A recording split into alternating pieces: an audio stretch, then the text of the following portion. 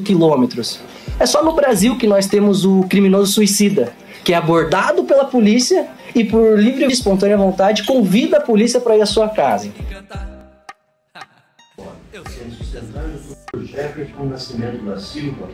O que está aqui em tela hoje se trata de uma apreensão de quantidade de drogas, sendo 200 cigarros eletrônicos de óleo de cannabis, 32 ziplocs vazio, 2 balanças, 1,729 kg de cocaína e 289 gramas de haxixe, bem como o veículo apreendido. Chama a atenção que no boletim está constatado, por volta das 10h30, em patrulhamento na rua Inhambu, após cumprir ordem de serviço do CRAS Gralha Azul, equipe da Guarda Municipal Bravo 2 se deparou com um veículo Onix Prata, parado com 2 femininas em seu interior. E, ao perceberem a aproximação da equipe, se retiraram rapidamente do local. E a equipe iniciou então um acompanhamento. Já se nota que a Guarda Municipal decidiu realizar um trabalho ostensivo. Então veja que aqui no BO está bem claro que eles começaram a acompanhar o veículo. E na rua Condor foi presenciado a passageira dispensando um objeto na parte de trás. E aqui eu chamo a atenção que pelo nervosismo poderia ser algo ilícito. E aqui eu chamo a atenção para o seguinte: todos os advogados que vêm aqui sustentar ficam nervosos. O nervosismo por si só nunca vai ser em razão de que efetivamente você está praticando um crime. Às vezes você briga com alguém e fica nervoso, mas isso não quer dizer que é por causa de um crime. Então autorizar que alguém faça uma abordagem unicamente porque você está nervoso é abrir trincheiras para que se realize abordagens conforme subjetivismo extremo. E é muito fácil para o policial dizer aquela pessoa estava nervosa, e sem esconder, na verdade, talvez um racismo estrutural, algum preconceito pela sua classe, algum preconceito pela sua cor de pele. Então, autorizar que o nervosismo seja fundamento para realizar uma abordagem é subjetivismo e dá poder extremo à polícia que nós não vamos poder controlar. Então ainda a posteriores, isso, em razão do nervosismo, então realizar a abordagem, foi encontrado 200 refis de óleos de cannabis no veículo. E, olha que interessante, dali então, a paciente Ana convidou os policiais para ir à sua casa encontrar o resto das drogas apreendidas. Que, pasme, excelência, esse jargão muito popular do judiciário, pasme, excelências, a abordagem foi no Fazenda Rio Grande, e a casa ficava em Araucária. 31 minutos de lá, 24 quilômetros. É só no Brasil que nós temos o criminoso suicida, que é abordado pela polícia e por livre espontânea vontade, convida a polícia para ir à sua casa. Esses são os fatos aqui narrados. Mas, para entrar aqui hoje, eu gostaria de chamar a atenção que não se trata do caso de uma simples apreensão de drogas. Eu gostaria de citar Conrad Hesse, que eles nos ensina no seu trabalho da força normativa da Constituição, que a Constituição por si só, ela é unicamente um pedaço de papel. A Constituição por si só, ela não tem força para forçar com que as suas leis sejam cumpridas. Precisa que os operadores do direito tenham a força da Constituição, tenham vontade de fazer valer a Constituição. E nisso, nós temos que lembrar que no artigo 144, parágrafo 8º, está escrito quais são as funções dos guarda municipal, e não é realizar o trabalho ostensivo, que esse trabalho está no parágrafo 5º desse artigo, da Polícia Militar. Mas eu não preciso explicar isso para Vossa Excelência tem um notório conhecimento jurídico muito maior que o meu. Longe de mim lembrá-los disso. Mas é muito interessante lembrar que se aqui estou fazendo a sustentação é porque possivelmente a ordem está para ser denegada. E aqui eu chamo a atenção para falar, prestem atenção com toda a imparcialidade de como desenvolveu esse caso, porque está claro e evidente que aconteceu uma ilegalidade. E nesse ponto eu quero parafrasear Fernando de La Salle, quando ele comenta a força normativa da Constituição de Conrad Hesse. Ele diz o seguinte: embora a Constituição não possa por si só realizar nada, ela pode impor tarefas. A Constituição transforma-se em força ativa se essas tarefas forem efetivamente realizadas, se existir a disposição de orientar a própria conduta segundo a ordem nela estabelecida, se, a despeito de todos os questionamentos e reservas provenientes dos juízes de conveniência, se puder identificar a vontade de concretizar essa ordem. Pode-se afirmar que a Constituição converte-se em força ativa se fizer-se presentes na consciência geral, particularmente na consciência dos principais responsáveis pela ordem constitucional. Não só a vontade de poder, mas também de fazer valer a Constituição. Então aqui, a Constituição ela só vai ter força de carta magna se nós tivermos essa vontade que ela seja assim aplicada. E hoje essa defesa vem perante Vossas Excelências relembrar que a Constituição como na pirâmide de Hans Kelsen, ela orienta todas as outras leis e todas as outras ordens jurídicas que vêm embaixo.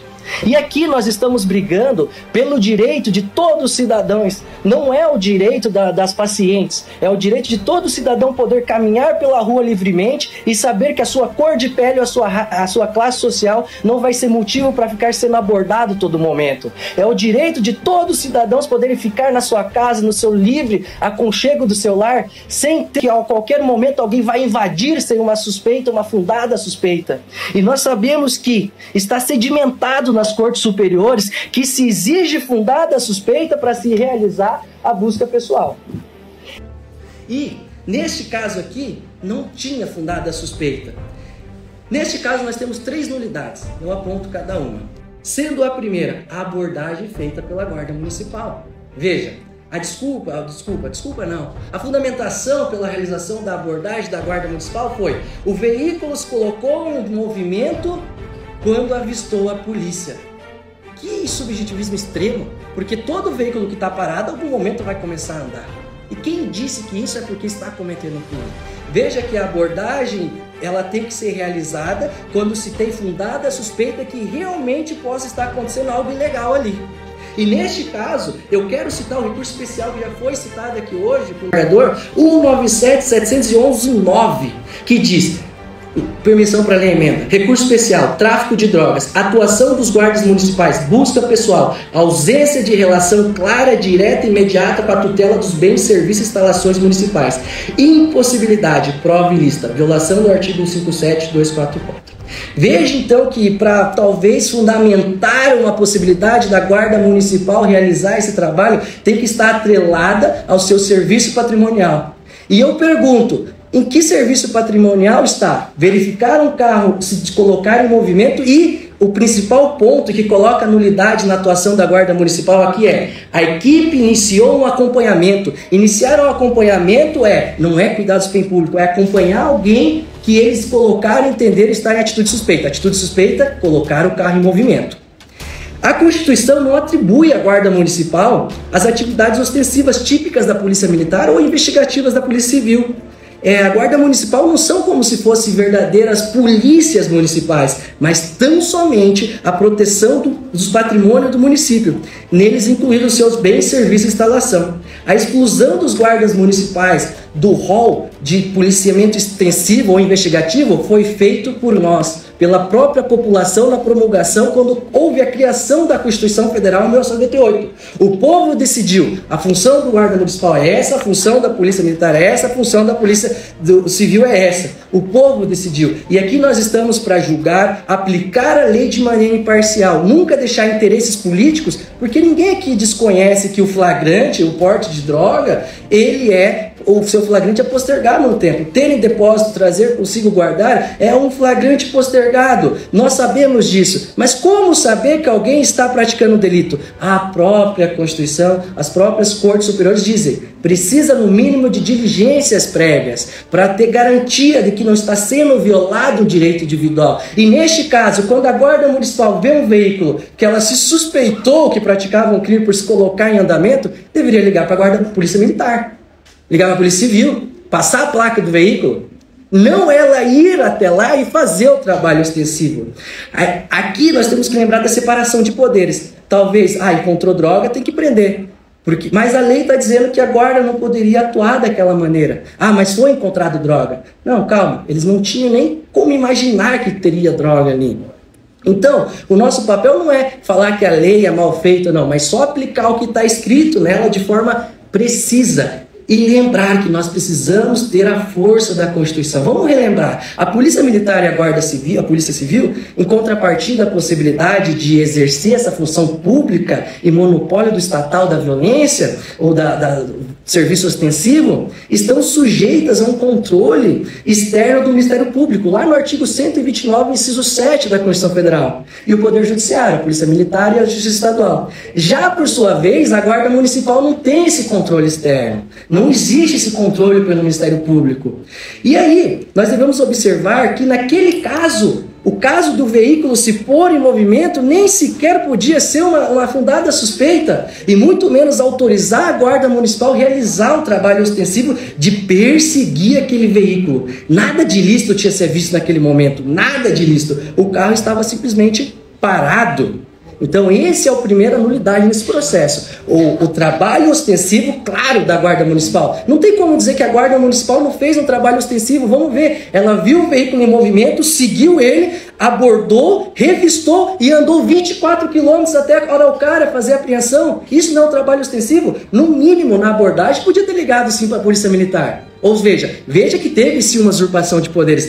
E esse julgado do recurso especial 197.119 está a seguinte parte do seu voto. Quero trazer porque se encaixa perfeitamente a esse caso, perfeitamente. Os guardas municipais estavam em patrulhamento quando se depararam com o recorrente sentado na calçada, que ao avistar a viatura, levantou-se, colocou uma sacola plástica na cintura. Veja que aqui é a mesma coisa. Avistou a polícia e começou a andar. E por desconfiar de tal conduta, decidiram abordá-lo. E finaliza o voto desse recurso especial.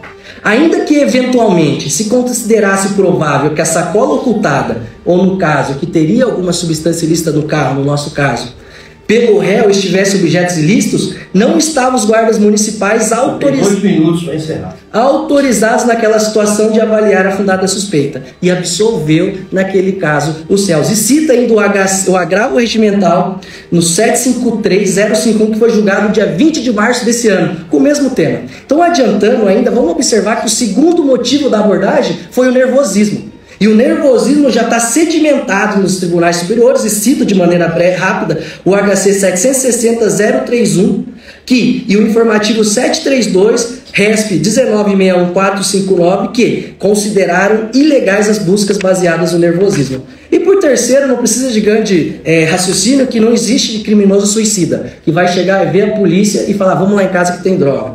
Então o principal ponto que a defesa se manifesta é: a atuação da Guarda Municipal feriu a Constituição Federal, que deve pôr nulidade na abordagem. Se não considerarem isso, a fundada razão para a busca pessoal foi o nervosismo. E as Cortes Superiores já disseram, nervosismo não fundamenta. Como já foi explicado aqui, abre base para muito subjetivismo. E a entrada em domicílio, nenhum criminoso que tenha droga em casa irá convidar a polícia para ir lá.